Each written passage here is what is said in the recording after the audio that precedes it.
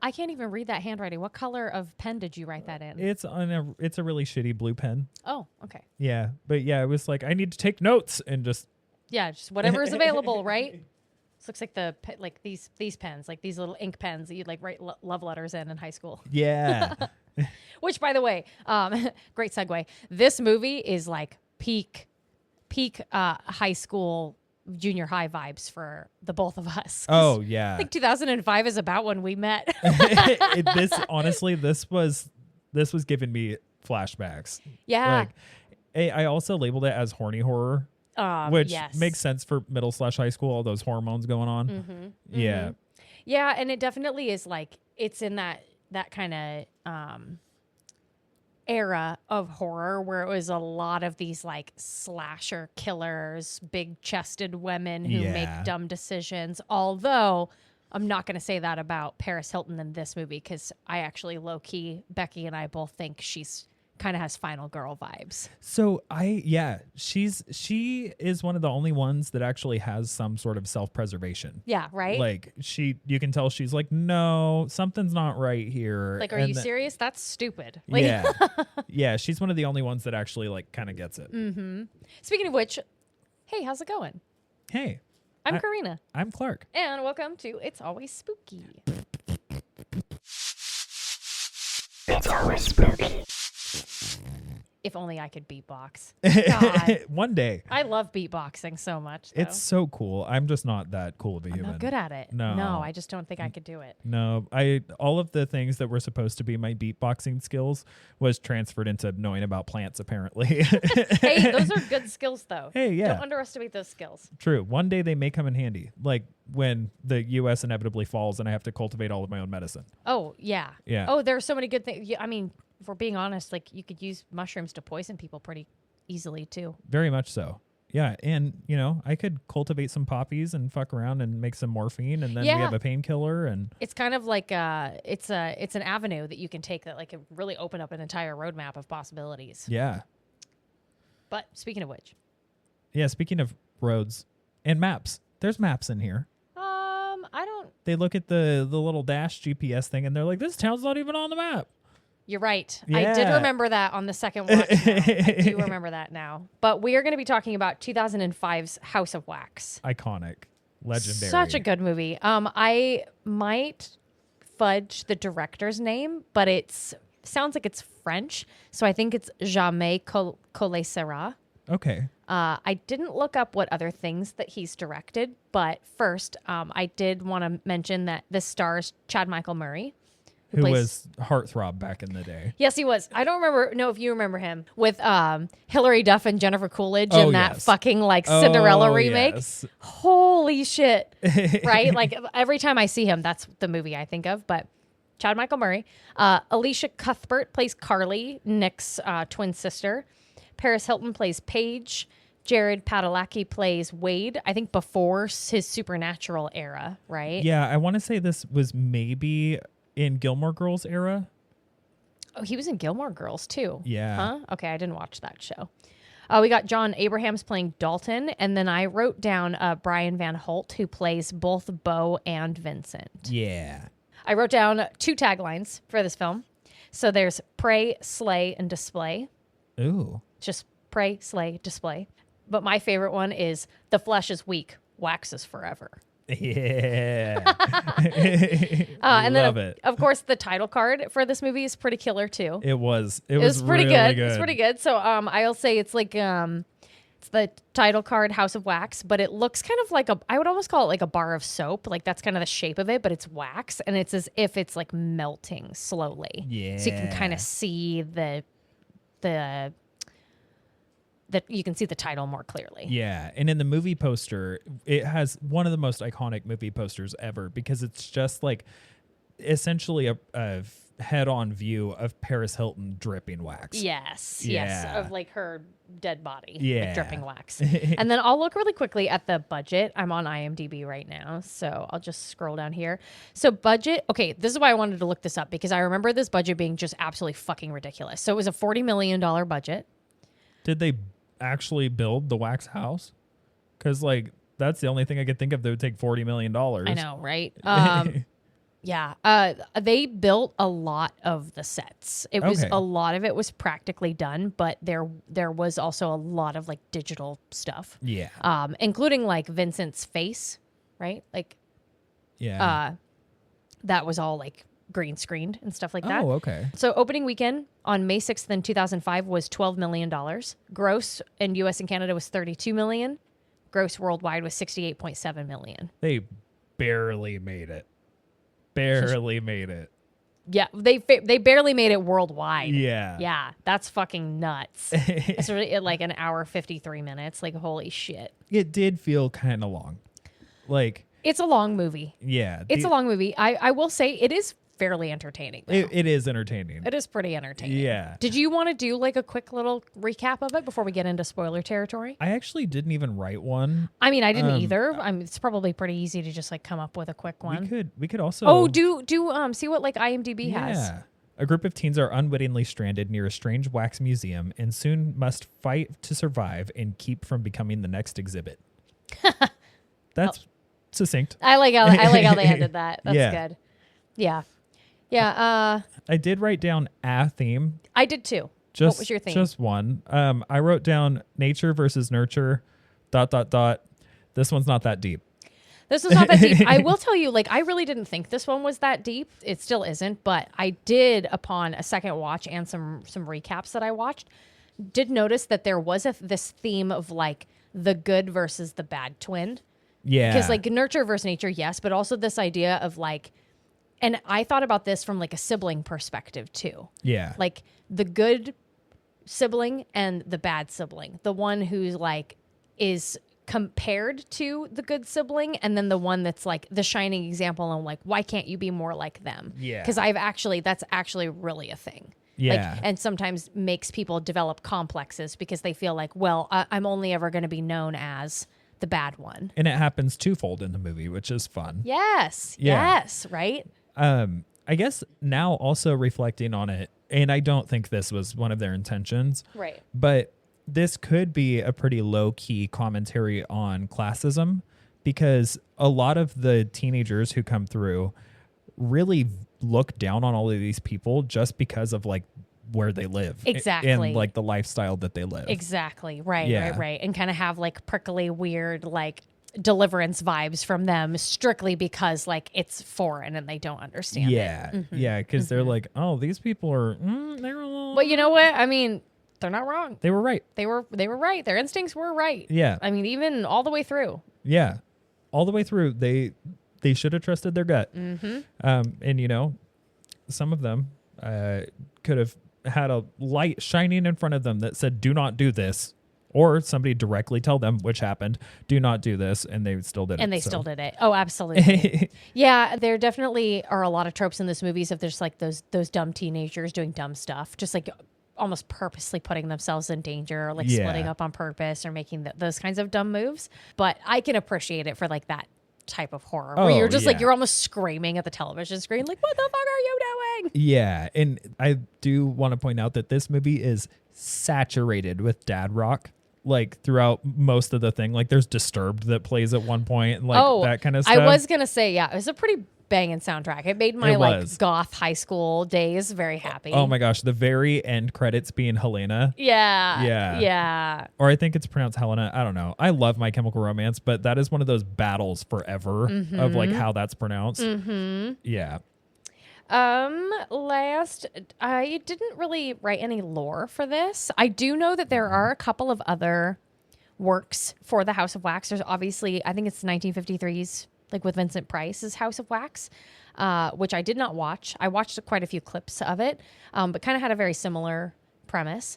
And I believe there was a 1933 rendition as well. Had a different title, and it was more of like a short, like a small play, less of like a feature film. Okay.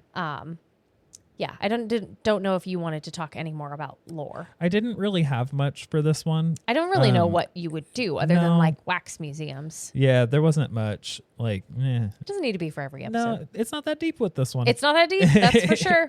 Yep. I do want to also, one little thing to throw out is it more so happens in the beginning, but I do love that they utilize some transitions between what's obviously like produced film and going into kind of a little bit of a found footage-esque vibe when they would switch to the handheld camera's perspective. Yes. I thought that was fun because that helped to kind of play up a little bit of the anticipation for things. Yeah. Definitely. And did you find it interesting? I mean, because we are in spoiler territory at this point where like initially in this group of teenagers, Dalton has this camera and he's like making this little like part snuff film, part softcore porn film, part like montage of just their like weekend getaway. Their trip to the football game. Trip to the football. Yeah, right.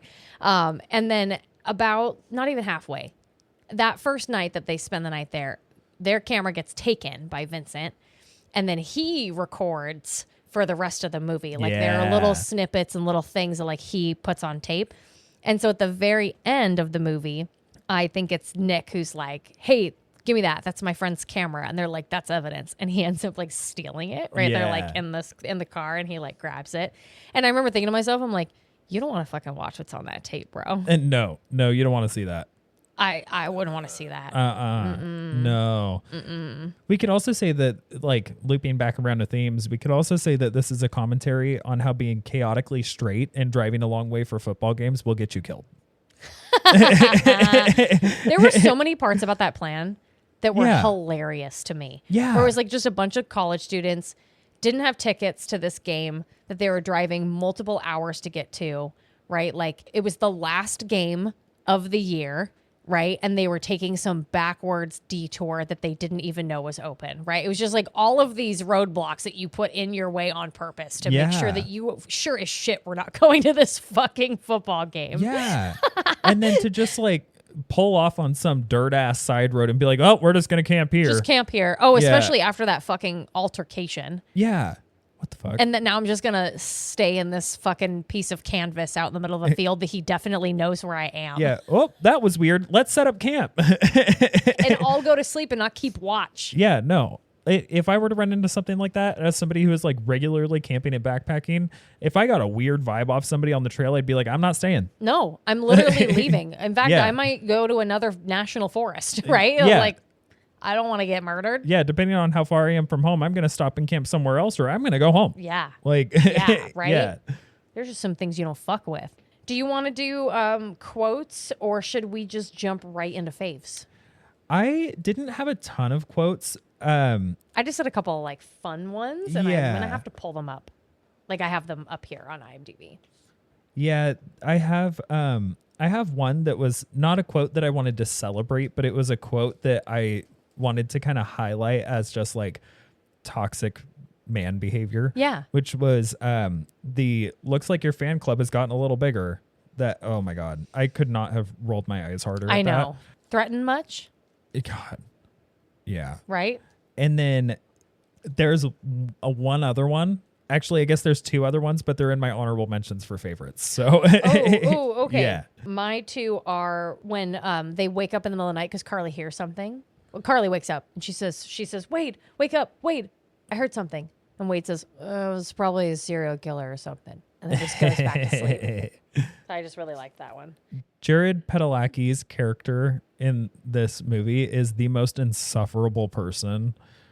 I could not. Okay, so when I talked earlier about how Becky and I thought that Paige was final girl material, we think that Wade is the dumb blonde. Oh, yeah. Yeah. Absolutely. Yeah. That's the person that I was referring to where Vincent tells him, "Oh, everything's just open for you, isn't it?" That's Bo. Oh, yeah. Yeah. That's Yeah, Bo. yeah, yeah, Yeah. yeah. Bo tells him like, "Oh, everything's just open for you." And what does he Right. continue to do? Open Get his nose in things. shit that he shouldn't get into. Yes, and what does it find him? Yeah, he fucked around and fucking found out. Oh, he found out. We're going to talk about it, though. Yep. Let's do faves. Let's do faves. it. You want to go first? Sure. So my first honorable mention for favorites, I wrote down the quote, "Anyone need a hand?" And Yeah. so Becky liked that too. Yeah. So after they end up deciding after this horrible altercation, well, I guess not horrible, it was just creepy altercation where the truck, yeah. like the truck pulls up at their camp after they decide that they're going to stay here instead of continuing to drive to their destination. A truck pulls up, like shines its headlights at him. Mm-hmm. They all get a little riled up. He just keeps shining the headlights at him. And then Nick throws a beer bottle and breaks one of the headlights. He still sits there for a moment, and then the truck pulls away. They all decide, okay, cool, let's set up camp and go to sleep. Let's go to sleep, yeah. And so they go to sleep, wake up, and they're picking up camp, or slowly picking up camp, as slow as humanly possible. And it was Paige and Carly. Oh, I know what you're talking about. I got you. Go back and start. They're going to go piss first. And then they have a smell waft through that smells like something's dying. And I believe it was Paige. No, it was Carly who was like, I'm going to like try to figure out what that is. I think it's over this way. And Paige is like, are you kidding me right now? Yeah. And Paige is like, no. But then they start following the sound, or start following the smell. And Carly walks down this trail, ends up sliding down a ridge into this pile of just dead shit. And in the pile of dead stuff is a hand sticking up. And that gets the fear going for sure. Yeah. But then shortly after she finds herself in there and she starts screaming for somebody, this guy pulls up in the truck. I don't think we ever find out his name, do we? I don't think they asked. No. I think in the credits he's credited as Roadkill Guy. Oh, okay. Yeah. But I have some trivia about him. Aptly credited Roadkill Guy comes up and he's throwing more roadkill onto the pile. Right. And they point to the hand after a little bit of conversation between the two of them. They point to the hand and he walks over and goes to grab on it, and you as the viewer are anticipating that he's going to pull like this whole arm out of the ground, or that there's going to be somebody attached to it. The hand just like pops out of the socket and he's like, "You need a hand?" Yep. Because it's obviously like a mannequin. It's obviously a mannequin hand. Yeah. I thought that was so fucking funny. That was a pretty good reveal. It was such a good like gimme moment at the same time too, where they're like, here's a tension relief. Yes, absolutely. Yeah. Well, and I will tell you, like when Carly lands in that like roadkill juice soup stuff, like that stuff was gnarly. That was gnarly. You could fucking taste that shit through the screen. Yeah. Yeah. When you have something that's so well put together on film that you can smell the dead sweetness, like that's no, well thank done. you. No, thank you. Well done. Yeah. Yeah, that was a soup that I don't want to slurp. My second honorable mention is post Wade fucking around and finding out.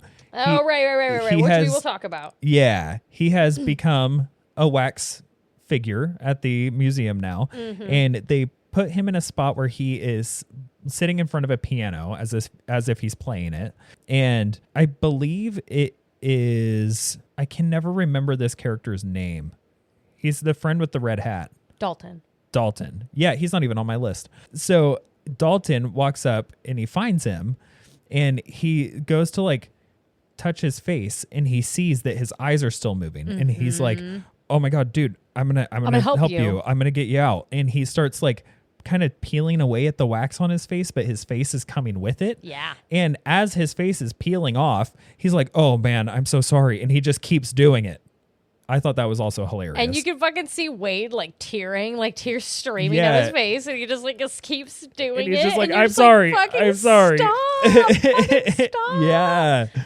Oh, yeah, that was a good honorable mention. That was a good honorable mention. And then this is very much so a give me, but my favorite scene in this entire movie is Impale Hilton. Like Impale Hilton? Yeah. Damn, that's a good one. Oh my gosh. Because she does a really good job of trying to escape the bad that's happening. Honestly, like kudos to her for even thinking about it. Yeah, definitely final girl energy. Oh, for sure. But then the pole that she defends herself with, she got shot with her own gun. Yeah. So yeah, in such a satisfying way too. Oh my God, it was a really good chase scene. It really was. And you know what? I mean, I'm gonna give it to them that like I'm sure part of the big selling point for this movie was Paris Hilton running in that like lingerie outfit. Oh yeah. In the half robe that she was wearing. And she did a really good job. Like I did not expect that much from Paris Hilton, and I'm not trying to shit on her at all, but she seems very typecast to me in terms of like kind of this persona that she's built. And so I was impressed. Like there were definitely parts where I was like, okay, we're just selling this as like a sex symbol. I get it. Like I can understand it. But I was impressed by how much she did with this character, especially in that ending scene. Yeah. When she got by Vincent. She actually, I haven't seen her act in a lot. I've definitely seen a few things with her in it, but she did a pretty damn good job. I think she did a really good job. Yeah. Mm-hmm. She was definitely one of the more favorite characters of mine versus like in the group. Yeah. Right? Like you don't really expect like the big chested blonde to be like one of your favorite characters, but for me she was. Yeah. Like, I liked her more than I liked Carly. Yeah. I liked her more than Carly, and I liked her more than Wade. Oh, yeah. Yeah. And honestly, I mean, out of the two, I like Nick more than Carly. Yeah. Absolutely. In terms of the siblings. He at least has some survival instinct. Yes. And, yeah. And you can tell he has some kind of grit. There's like something else there. Like there's something to be said about like how he's the renegade and the rebel and like the hothead that's willing to like, that has the quick temper. Yeah. But in a survival scenario, you kind of want some of those qualities. Yeah. You want somebody who is willing to go past those normal like societal boundaries. Absolutely. And he does have a full circle moment where you find out that like at least a portion of the trouble that he's gotten into was protecting other people. I appreciated that detail too. Yeah. I'm glad that you brought that up because I definitely didn't get that the first couple of times. Like the first time I watched it, I liked the quarrel between him and Carly about him being mad at her for not covering for him. But then in the subsequent watch that I watched today, I liked how there was another piece of information when this is one of my honorable mentions, so I'll bring it up. But when Nick gets the keys from Dalton. Yeah. And Dalton's like, oh, well, like he told me to drive and like, I told you not to cover for me. And Nick's like, I told you like my record's worse than yours. Like I was willing to do it for you. My jacket's already dirty. What's one more stain? Exactly. Yeah. And I appreciated that detail. Yeah. It definitely brought the quality up for me. It's same here. It did a really good job at bringing some heart and humanity into a character that is very off-putting. Yes. Yeah. Yes, absolutely. Right. Well, that was all my favorites. Was that it for you? Yeah. Just had the 2 honorable mentions and the Impale Paris Hilton. And Paris Hilton, of course. Okay. Yeah. So for me, I have 3 honorable mentions, and then I have my favorite. One of my honorable mentions, I'm gonna have to show you after the fact because it's like a very particular moment that I don't know if you actually paused. Like I wouldn't have seen it if Becky wouldn't have pointed it out to me. Okay. Because I did like a little watch party with my sister-in-law. Yeah. But for my first honorable mention was I'm gonna do the one that's closely connected to one of yours, but it's to what we were just talking about. But it's when Blake has decided that he wants Dalton and Nick to go pick up Carly and Wade because he wants to have sex with Paige, and so he looks at both of them and he's like, hey, how about you have Dalton drive? And he says it because Nick has this bad reputation of like stealing cars and crashing them. Yeah. So he hands the keys to Dalton and Dalton looks at Nick and goes, haha, got the keys. And immediately after, like without missing a beat, Nick reaches out and grabs onto his nipple. Yeah. And he's like, give them to me right now. Right. And Dalton's just like, okay, easy. Like, oh, easy. Like, okay, I'll give it to you right now. And so I loved that moment. I just thought that literally made me laugh. I was just like, that is so totally like high school behavior and totally something I could see somebody doing. I do also really love, just speaking of some nipple twisting, I do really love that even though these characters are very stereotypical characters for who they are. Like, right. There's the bad guy. There's the bad guy's good twin. There's the dipshit boyfriend of the good girl, the good twin. There's the very racially stereotyped black guy. Right. Like all of these things. The one redeeming quality, aside from the bad guy having a little bit of a wraparound and having some heart and some depth, was that there is a moment when they get to camp and they're recording and everybody's kind of sitting there making out, like that sort of thing. And then it's just Nick and Dalton that are left not making out with somebody. Right. And Nick's like, you're not kissing me. And he was like, oh, you'd want it. Like, and it doesn't turn into like a weird homophobic thing, which would have happened during that time. Absolutely. Yeah. Like they cut that tension in a very like funny, like comedic way. Yeah. And I kind of like the bromance between Dalton and Nick. Yeah. Like not to say that like they had chemistry or anything. I appreciated the different moments that the two of them had together where like you could tell that they were bros. Yeah. Like they had known each other for a long time. They were really close friends. They also loved to like pick on each other and like, you know, poke fun at each other. I also really liked like how impactful it was for Nick to find Dalton's body towards the end too. Yeah, I do like when they actually highlight those like platonic male relationships because like even regardless of sexuality, everybody has their like platonic people that it does even get kind of playful and like that sort of thing, but it's a platonic relationship. It's a platonic, it's not romantic at all. No. Relationships, you have relationships with tons of different people. Yeah. And they're really, really beautiful things. Like seeing connection in other people is a really beautiful thing. Yeah. And so I really like when you can see it in a movie. Yeah. Because it helps emulate real life. Absolutely. When you get to see those moments. And like you were saying, I like the way that they highlighted it in this non-romantic, very platonic way. Yeah. Because we should be representing that more. We should. And it not being like what Wade was saying, where it's like, oh, your fan club is growing. It's like, no, bitch. Like I can have relationships with other people. And like, if you're threatened by that, maybe we shouldn't be in a relationship. Exactly. Right? Yeah. Yeah, I feel like that scene kind of helps chip away at a little bit of the like way over prevalent toxic masculinity that was there at that time, especially. And like now it's still here, but it's a little lesser. Yeah, it's getting better. But you can appreciate that like even in 2005, you get some of that. Yeah. You're like, okay, shit. All right. Yeah. We're not always that bad.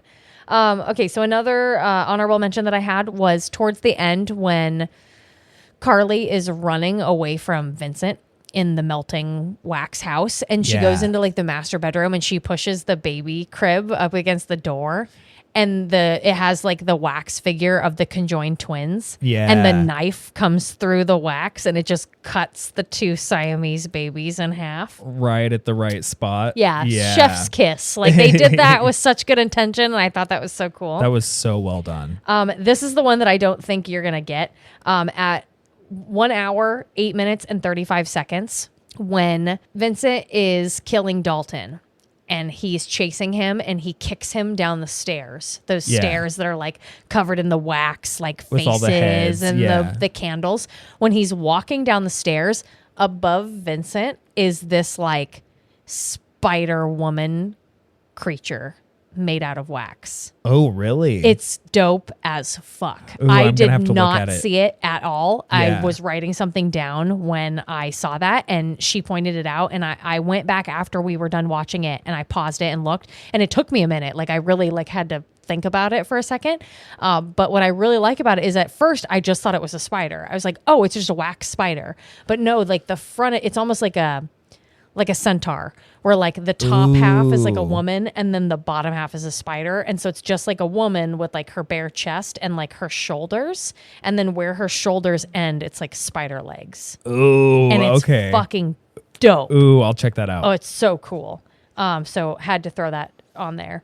Finally, my favorite scene is the one that makes me laugh. So it is also when Dalton finds Wade and he tries to peel his face off. Yeah. And then he turns up and he sees Vincent and he starts running and he goes into the kitchen and he's just like chucking wax plate after wax plate after wax plate after wax plate at Vincent. It was so bad.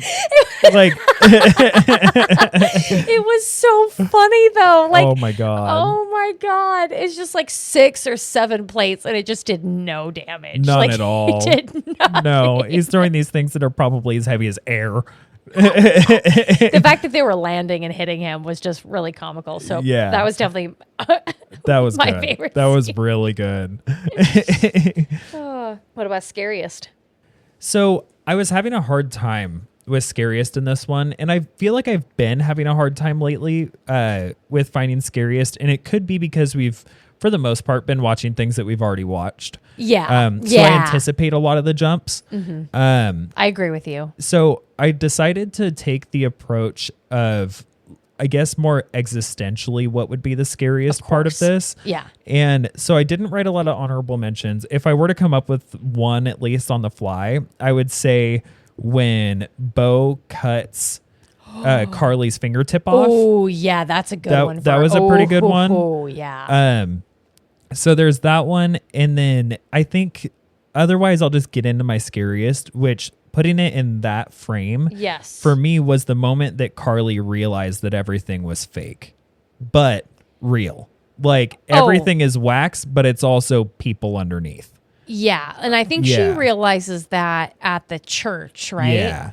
I think so anyways. Yeah, it was when she realizes it at the church, because they start to see that everything's kind of like on a switch and like everything's a little bit automated and all that kind of stuff. Yeah, well, I think and the automated part happens a little later. No, yeah, you're right. Yeah. You're right. No, definitely. But she does start to realize like, oh wait, the preacher is fake. All the people in the pews are fake. Yeah. That was a fake funeral that was going on. Definitely. Yeah, because it's when she's being chased, right? Yeah. Bo comes back. She very cleverly goes, "Where's Wade?" And he goes, "Oh, he's not out here? Oh, well, he must still be in the bathroom. I got the fan belt though." And she's like, "All right, I'm locking the doors and I'm saying I'm waiting for Wade because I'm not letting you in this truck until he gets here." So he attacks her. She tries to get away in the truck and then disables it. So she just has to get out and run. And so she runs back to the church thinking there'll be people there. Yep. And so when she runs in, she tries to like get help. And that's when she realizes like, oh, fuck, all these people are fake. Yeah. And I don't know if she found out that if there are people underneath at that point. I don't think she had like, quite yet. Yeah, because she found like news articles and stuff at some point too. Like there was some of that. Like she found some news articles when they were walking through the House of Wax with Wade. Yeah. But she at least found out that like, oh, this is a wax town. Yeah. Not a wax house. Yeah, exactly. Yeah. Well, and I mean, definitely in that church moment, like it was just like something is very wrong here. Like because we definitely thought a funeral was going on earlier. Yeah. And all of these same people are here. I did actually, just because this is one of my honorable mentions too, I did really like when Wade and Carly first came to the town and they went to the gas station, they didn't find anybody. They heard the church music. So they go to the church and they open the door and Bo turns around and they see the priest, and the priest at that moment is a real actor. Like they look in the eyes of like a real actor, right? And it's this uncanny valley of like, if you think about it, if you were to do the same thing, you were to walk up and just open a door and interrupt something, your brain, if you just saw people there, like you would assume that those were actual people until you got a second to actually really get a look at them. Yeah. So I really appreciated that they like in that moment, there were real people in there. And then when they closed the door and they were like, "Oh, sorry." And then later on when she busted in later, "Oh, please help me." They were all very clearly wax. Yeah. And then there's that moment too, as soon as she finds out, where she's just like, "Oh wait, all these people are fake and there's no one here to help me." Yeah. There's no one in this town to save me. Yes, absolutely. Yeah. Yeah. I loved all the little details in this movie in terms of just like people, like all of these license plates, like from all of these different cars, right? Like all of the wax figurines not being of famous people, but of being like just everyday regular people, right? Well, that's one of my honorable mentions. So I'm glad we talked about that. Yeah. I have a couple of other honorable mentions. One, I liked the Vincent window jump scare when Wade and Carly are walking through the House of Wax and they're just like killing time. And Carly finds all of Vincent's like kind of cool sculptures that he's made. Yeah. And she notices that like his name is on a lot of the artwork that's around the house, like whether it's like pictures on the wall or like sculptures that are around. And then at one point, like they hear a noise and she turns around and she just sees some long-haired wax sculpture outside, but it moves. Yeah. So I liked that. I appreciated that.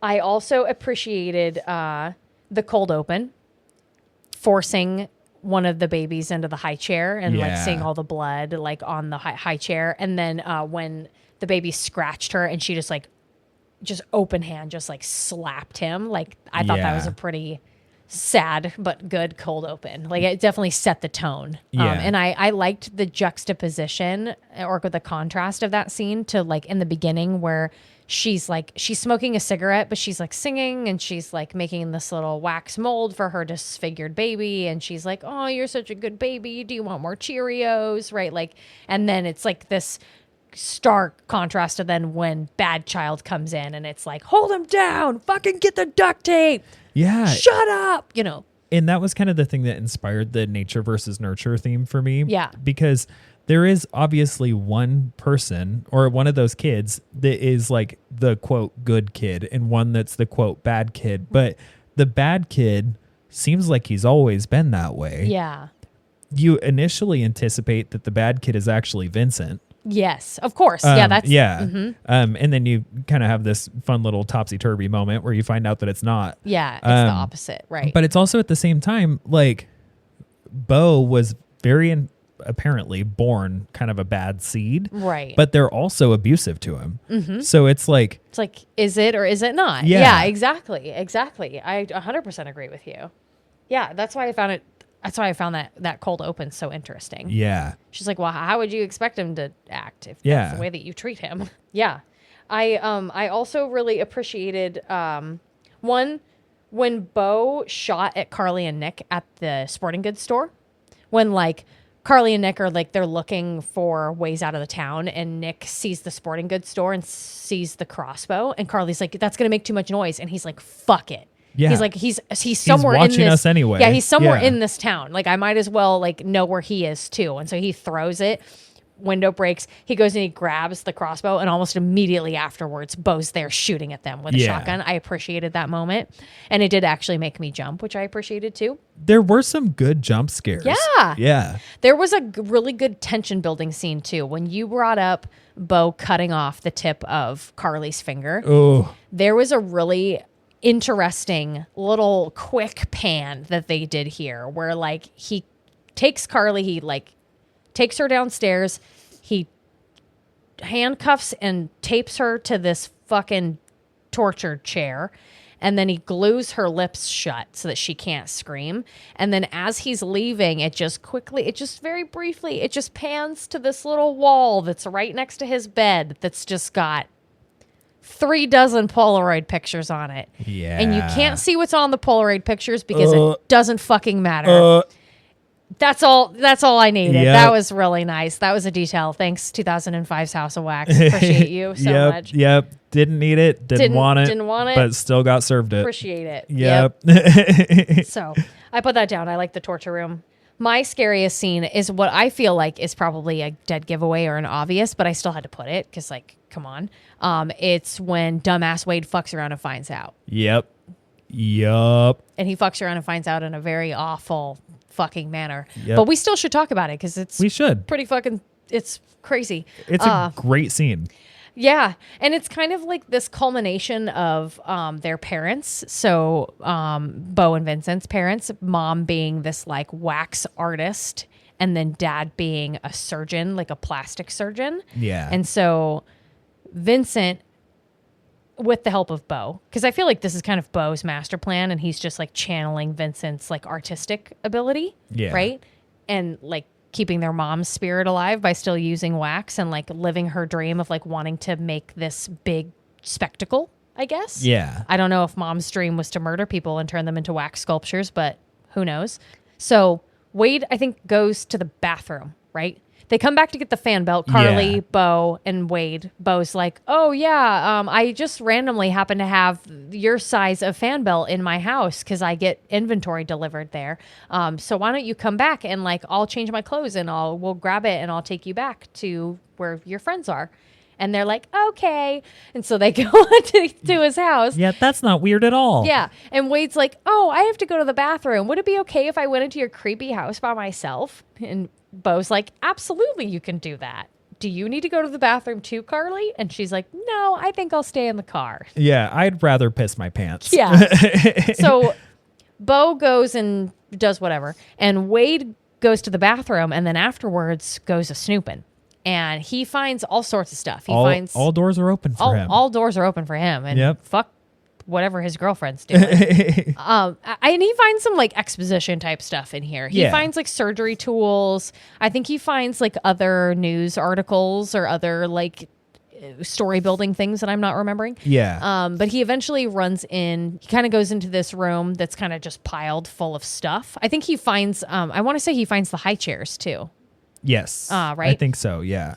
And you see that they say Bo and Vincent, but you don't really get to see what they look like, so you can't really tell like which brother's bad and which brother's good.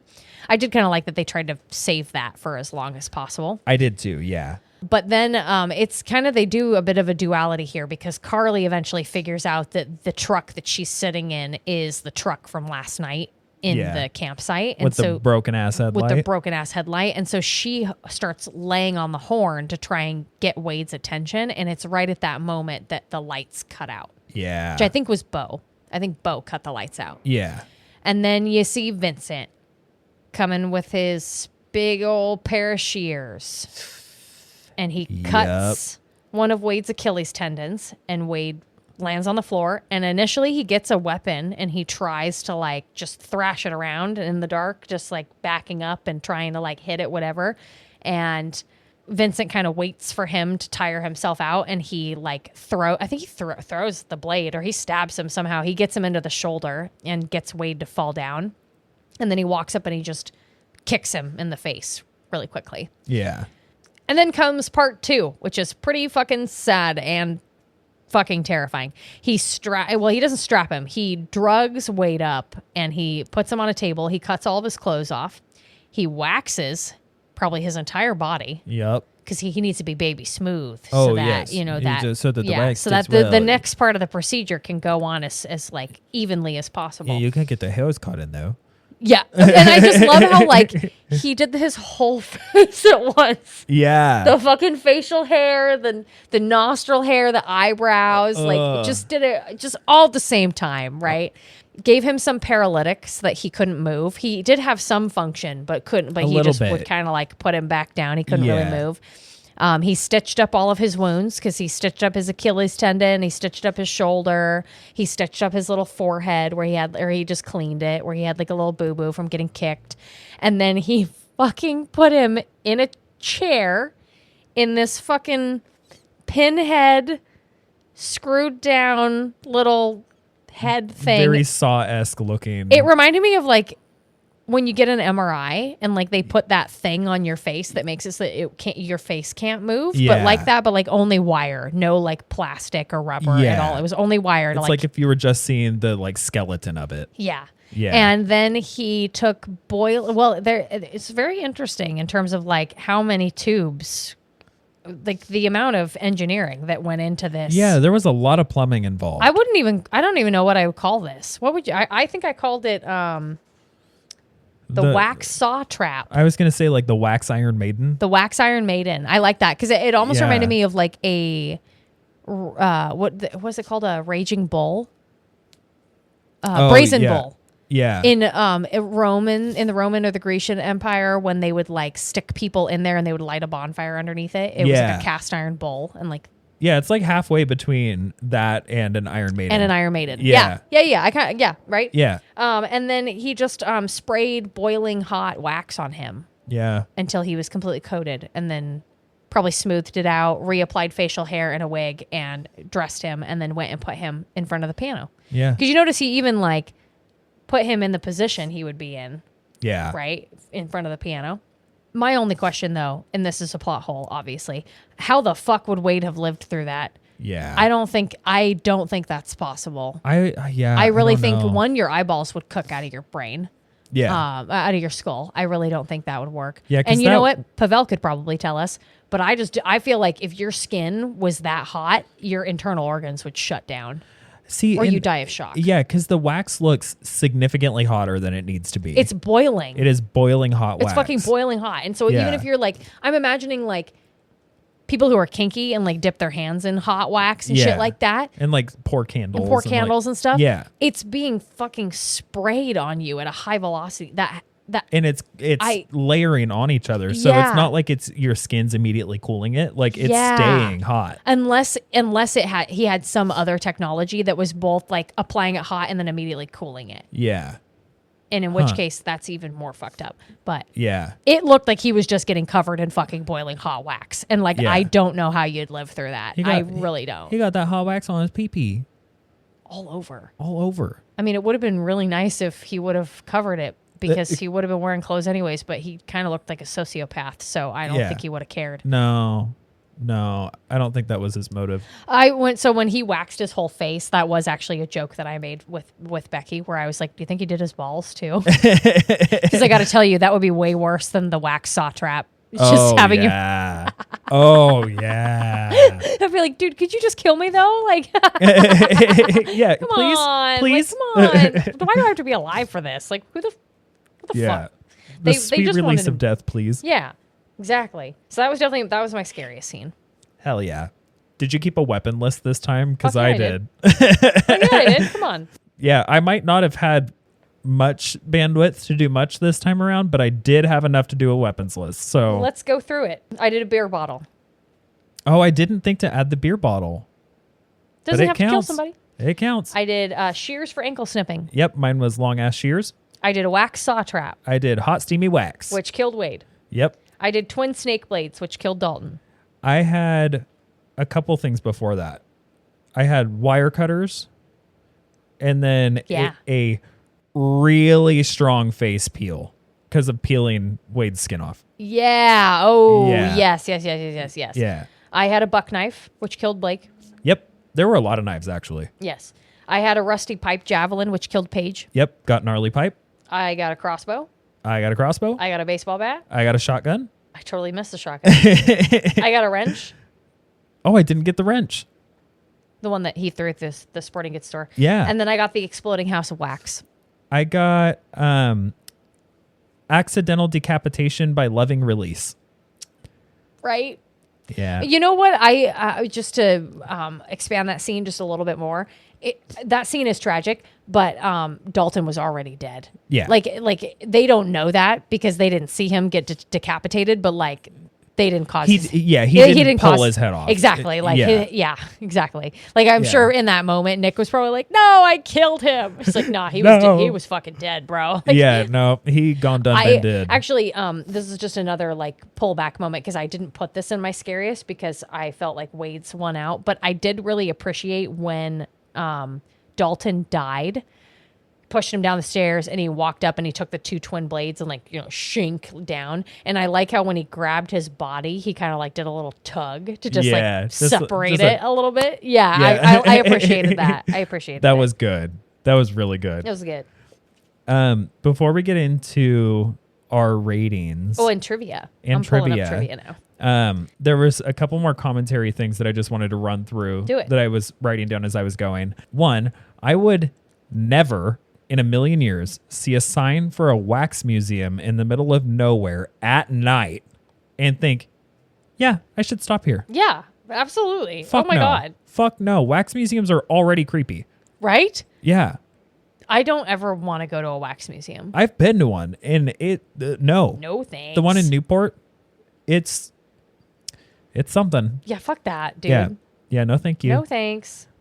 I also wrote down the thing about the transitions to like a couple of found footage-esque scenes that we, of course, had to get Chad Michael Murray shirtless at some point.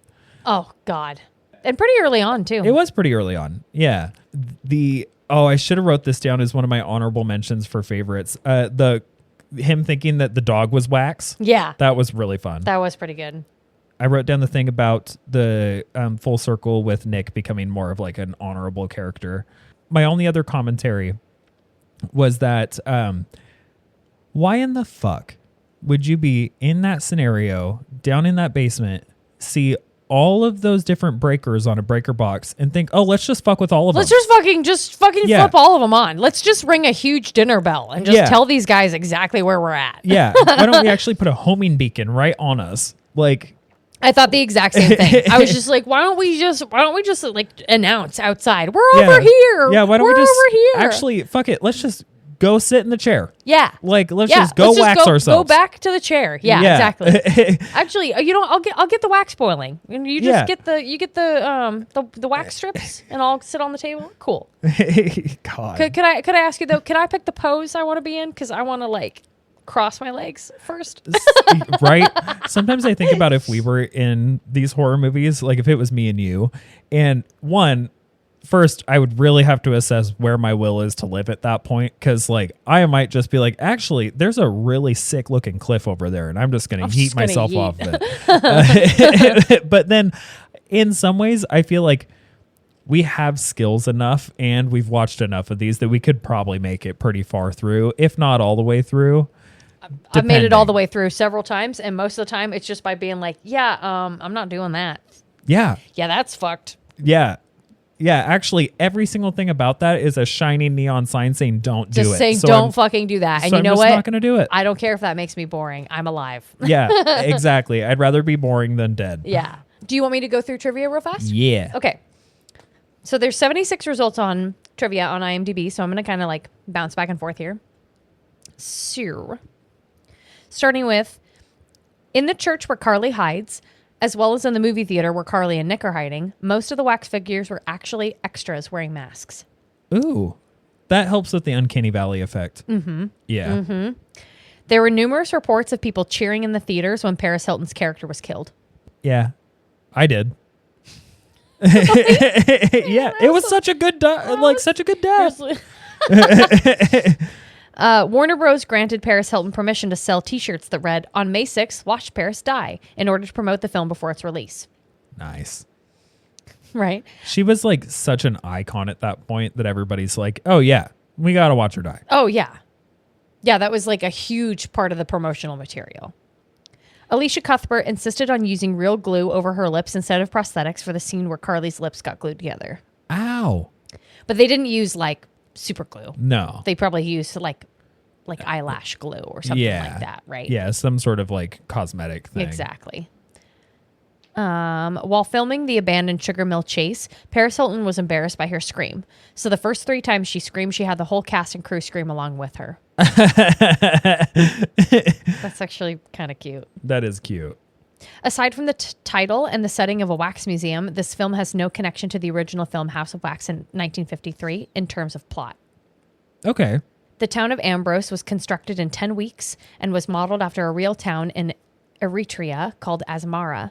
Asmara was built by the Italians in Africa during World War II in the modern style rather than the Deco style, which is more popular at that time. Ooh, okay. That's so interesting. Despite getting poor reviews and doing decently at the box office, the film gained a cult classic following in the years since its release. Yeah. Oh, names mentioned in the script but not in the film are the roadkill collector. His name was Lester. Okay. And Carly and Nick's last name, which is Jones. Chad Michael Murray, in a radio interview, was shocked to hear his character finally had a last name and said that it was an ongoing debate on set. Nice. Okay. Yeah, I was curious why when I was looking on IMDb, only like a few of the characters had last names. Yeah. Yeah. I guess it just wasn't pertinent. Yeah, right? it's like, not important. You know, it's not important. Like, we're here for world building, not character building. Exactly. Oh, this is actually, I did not know this. This is actually cool. Paris Hilton was the first to sign on, and then the cast was built around her. Oh, cool. What? I like that. I like that. That's actually really cool. The film originally opened with a character named Jennifer, stuck on an empty road with car troubles, and is attacked and killed by either Beau or Vincent. This alternate opening is included as a special feature on the DVD and Blu-ray. Though this scene was scrapped, Jennifer's presence still lingers in the film. She is the female sculpture that Vincent is working on and is later displayed with a pink dress and a bouquet of flowers outside the movie theater. Ooh, okay. That's fucking so cool. That makes me want to watch the special features. I know, right? Yeah. I did want to tell you, too, because you brought up the Roadkill Collector earlier, because when I was watching it with Becky last night, she was like, oh, isn't that Vincent? And I was like, no, that's not Vincent. But there is like a trivia point about him later. Yeah. He's the third son. Yeah. Right? Like, he's the third one. And I thought that was setting them up for a sequel where they're like, there was a third son. And it's Right. like, dun, dun, dun. Brian Van Holt plays the role of both Beau and Vincent Sinclair, undergoing an extensive hair and makeup transformation for the latter. Nice. Yeah. Good for him. I know. Oh, you were right. Jared Padalecki and Chad Michael Murray both starred in Gilmore Girls together. Yeah. And Milo Vintage Mila. Right? Yeah. Oh, here. Okay, you're going to like this one. Many viewers felt that Nick and Carly's sibling relationship felt subtly incestuous at times. It was suggested that Chad Michael Murray probably should have been cast as Wade instead of Nick due to him having more chemistry with Alicia Cuthbert. It was further suggested that Nick and Carly felt more like a couple than siblings by their demeanor, even though that's ultimately not the case. I could see that. I 1,000% agree. Yeah. It just would have sucked if like Nick would have been the one. Like like if Chad would have been the one that died by the like. Yeah. That would have been way sadder. It would have also been, I feel like it would have been really hard to get Jared Padalecki to play Nick's character in general. Like I wouldn't be able to take him seriously. Yes, definitely. Yeah, definitely. Well, and maybe that would have been the point, right? Like I don't think that Jared would have been able to play that like hardened badass brother. Like he would have still, I mean, I don't know, but like I feel like it wouldn't have hit as hard. Yeah, like, because even in Supernatural, like he plays a badass character, but his character is still the one that has heart. Got it. Yeah. Got it. Okay. But I definitely agreed in the like subtly incestuous at times. Yeah. The first end credit song and one of the songs on the film's soundtrack, Helena, which is by the rock band My Chemical Romance, was released about 2 months before the film's release and was already a huge hit. The song went on to become the definitive song for My Chemical Romance. That's debatable. I know. It says 85 out of 97 found this interesting. Yeah, because, well, it also depends on when that trivia point was made, because it could have been pre-Welcome to the Black Parade, which now is, I would say that's probably their Hallmark song. Definitely. But then also, even at that time, I'm Not Okay was arguably on more of a pedestal than Helena. Yeah. Yeah. Yeah. No, I agree with you. Actually, that whole album is killer. It's so good. It's so good. After years of the film's growing popularity and cult following, the film's writer, Chad Hayes and Carrie Hayes, pitched a possible prequel. They picture the prequel as being about Bo and Vincent's early kills. See, that would be fun. I would fucking watch that. Yeah. The main characters, Nick and Carly Jones, mirror the villains, Bo and Vincent Sinclair. In terms of personality and attitude, Nick and Bo are the bad twins, and Carly and Vincent are the good twins. Yeah. I'll end with this one because this one's kind of fun. So during the scene where Wade and Carly are looking around in the wax museum, Wade tries to be funny at one point by igniting his lighter and holding it under a small wax figurine while making funny voices that are pleading for help. This moment foreshadows the museum burning down to the ground, with Wade dead and as a wax figure at the end of the film. He gone done did it to himself. He got done fucked around. He found out. Yep, he manifested his own destiny. Yes, he fucking did. As a fucking wax sculpture, as a wax pianist for the rest of your life. Yeah, with a wax pianist with a wax penis. Really got to go for the low-hanging fruit. As low as it goes. As low as it goes in that heat. Yep. All right, shall we do trivia? Or ratings, sorry. Yeah. Shall we do our ratings? The ratings. Ratings. Yes. Oh, I have to pick a weapon. Oh, I picked a weapon. I can go first. Yeah, mine are the twin snake blades. Hell yeah. I love those blades. I love those blades when I was a kid, and I love those blades now. I like how they're pretty. Like, they're not the same. No. Right? They're like 2 points of the snake, but chef's kiss. And they look like they're made of bone or ivory. Like, I almost wonder if they're handmade. Like, he carved them himself or some shit like that. Yeah. So for quality, I gave this a 3.5 twin blades out of 5. I think it's fairly entertaining, and I like a lot of the detail that's in this movie. I like a lot of the platonic relationships that are in it. And it has some good scares and some good like kills in it. So, but in contrast to that, scary-wise, I gave it more like a 1.5 or like a 2 twin snake blades out of 5 for scariness, because it really isn't that scary. No. It's more entertaining to me. It's probably scary for people that are still very new to the genre. And then finally, for rewatchability, I'd say that this is a fairly entertaining movie, and one that like I could see being a great date night or great like, oh, we're all going to hang out and watch a movie. Let's put House of Wax on. So I gave this a solid like 3.5 out of 5. Yeah. Twin snake blades out of 5. Yeah. Yeah, I'd agree with that. And especially framing it in the context of like a date night movie, it's an inherently horny movie. Yeah. So like, oh, super horny. Yeah. Oh my God. Yeah. So I think I'm having a hard time deciding between some hot steamy wax or a gnarly pipe. Yeah, right. The fucking rusty pipe javelin though. Yeah, I'll go with gnarly pipe javelin. So for quality, I'll give it like a 3 out of 5 gnarly pipe javelins.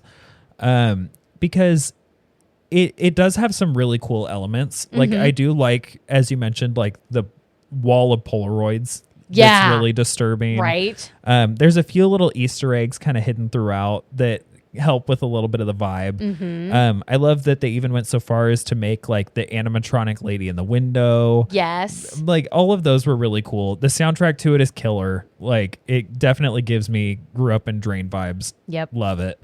And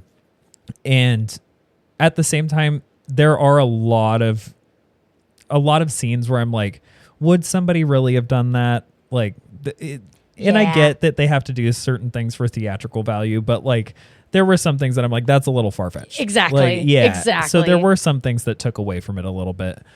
As far as scariness, yeah, it's like, I'll be generous and give it a 2. Exactly. Yeah, it's not scary. I think when I was a kid, I thought it was a little scarier. Also, chances were as a kid, I was probably watching it on a big screen in a dark room sitting right in front of it. Mm-hmm, mm-hmm. But now that I know where the jump scares are, it really isn't scary at all. It really isn't scary. Yeah. And then for rewatchability, I'll kind of go middle of the road there too and say like a 3 out of 5. Mm-hmm. It's not a bad movie by any means, but it isn't one that like, if I were to write a list of like my top 5, hey, somebody wants to watch a scary movie, what should they watch? That's not going to be on it. Exactly. It might not even be in like the top 15. Right. So I'm going to dock it a little bit for that. It is also a little long for what you get out of it. True. So true. Yeah. Right. Yeah. So I think it's a solid watch. Everybody should watch it, but I don't necessarily think that everybody needs to watch it more than once. Yeah. Yeah. Yeah. Unless you're really into it. Yeah. Yeah. Yeah. Which not yucky on your yum. Like if you want to keep watching it, you go on ahead. We don't kink shame on this podcast. Nope. You go watch Paris Hilton take pipe to the dome. To the dome. More than once. Yeah. Yep. Give some good dome. I'm alluding to an earlier scene of the tandem cars when Yep. they were inside. Yeah, she takes pipe to the dome a couple times. Oh no! She just dropped her lip balm. Oh yeah. Over and over and over again. and over again. Yeah. That wraps up House of Wax. That sure does. So then we're in what you've been doing? What you been doing for the last week? Yeah. So I'm gonna gloss over because I feel like there have been a few episodes lately where life's been kind of kicking me in the pants. Yeah. So I'm gonna gloss over the sad stuff and just say rest in peace to the rats. Yes.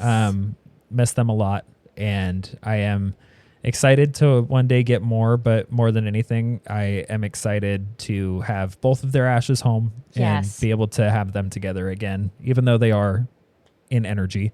Yeah, well, just to have some closure for you guys. Yeah. Yeah. Yeah. And I am very grateful that I had the opportunity to be there for Tiff's goodbye. Mm-hmm. And I am also very grateful to have a partner that supported me going backpacking after the first one passed, because I really needed that to keep my head on straight through the second one. Absolutely. So, yeah, rest in peace, Files. Love you guys. And then the only other things that I'll go over is, as I had mentioned, I went backpacking last weekend, went with Jordan, and Jordan and I always have a fucking riot together. We have this really fun thing where we just love to stack the cards against us and then just do it anyway. So like we got a super late start. We didn't even get to the trailhead until I think like 12:30 or 1. Wow. And then we didn't notice that there was a stream crossing that we had to do, and it's like glacial water. Oh my God. And so we had to really quickly just like take our socks and shoes off, pull our pants up, grab trekking poles, and just wade across this water. Oh my gosh. And it was fucking cold. It was one of those temperatures where you put your feet in, they immediately go numb, and then by the time you're 3 feet in, you hurt. You're so numb. And so made it through. That was super fun.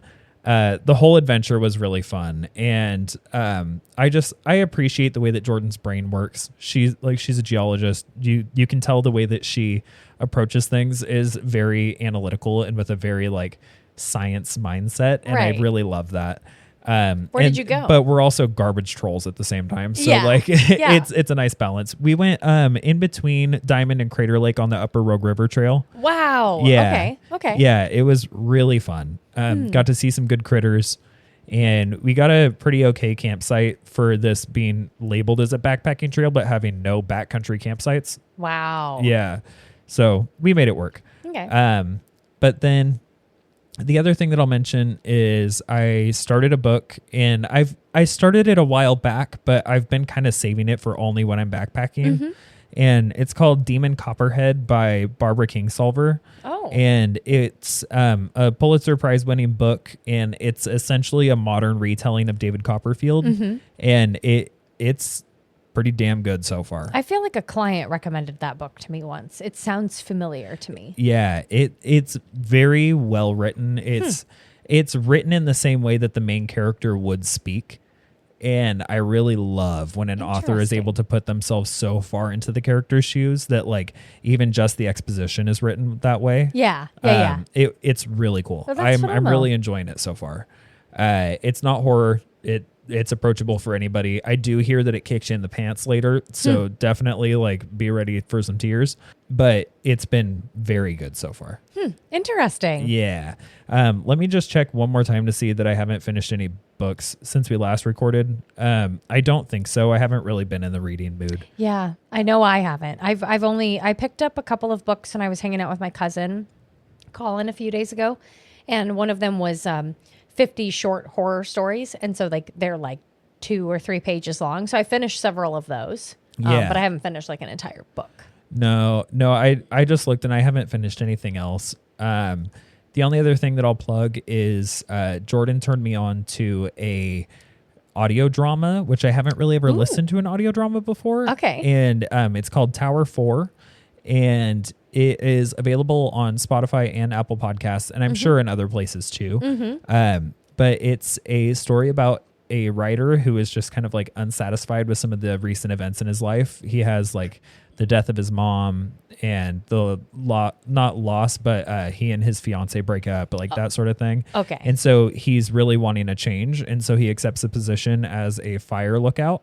and he goes up into this fire tower, and then some weird shit starts happening. And it's the story of his experience going through this weird shit. Dude, and that actually sounds so cool. Yeah, it's really cool. Interesting. Yeah. Okay, how many seasons are there? I think there's 3. Damn. And I'm on season 2, episode 10. Okay. But I think the most recent one was released in April.